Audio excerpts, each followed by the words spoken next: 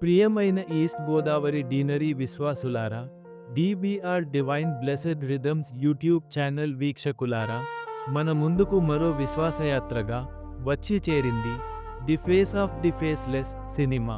ఇది మన FCC సిస్టర్స్లో ఒకరైనటువంటి ధన్యజీవి sister రాణి మరియ గారి జీవితమే బయోపిక్గా చిత్రీకరించడం జరిగింది. ఈమె ఒక హతసాక్షిగా మరణించారు. ఏ పేరు లేకుండా దళితులై బాధపడుతున్న చిన్నారుల కోసం ఒక మఠవాసి తన జీవితాన్ని యేసుకి అర్పిస్తూ చేసే త్యాగం, ప్రేమ, క్షమ, న్యాయ పోరాటం ఈ చిత్రంలో మనసును హత్తుకునేలా చూపించారు. జాతీయ, అంతర్జాతీయ స్థాయిలో అనేక అవార్డులు, ప్రశంసలు గెలుచుకున్న ఈ చిత్రం మన భారతదేశంలోనే కాక ప్రపంచవ్యాప్తంగా క్రైస్తవ విశ్వాసుల హృదయాలను తాకింది. అందుకు గాను 2024 సంవత్సరానికి బెస్ట్ క్రిస్టియన్ మూవీగా పరిగణింపబడింది.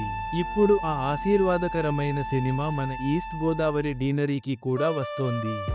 రాజమండ్రిలో సూర్య మినీ థియేటర్లో డిసెంబర్ 1వ తేదీ నుండి ప్రతిరోజు మధ్యాహ్నం 2:30 గంటలకు మ్యాట్నీ షోలో, సాయంత్రం 6:30 గంటలకు షోలలో ప్రదర్శించబడుతుంది. కాకినాడలో ఆనంద్ కాంప్లెక్స్ థియేటర్లో నవంబర్ 29వ తేదీ నుండి ప్రతిరోజు మధ్యాహ్నం 2:30 గంటలకు మ్యాట్నీ షోలో, సాయంత్రం 6:30 గంటలకు షోలలో ప్రదర్శించబడుతుంది. కాబట్టి మన కుటుంబ సభ్యులు, ప్రార్థనా సంఘాలు, యూత్, చిన్న పిల్లలతో కలిసి తప్పకుండా మీ పట్టణాల థియేటర్లకు వచ్చి ఈ సినిమా వీక్షించడం ద్వారా యేసు కృపను, క్షమను, దయను ప్రత్యక్షంగా అనుభవించండి.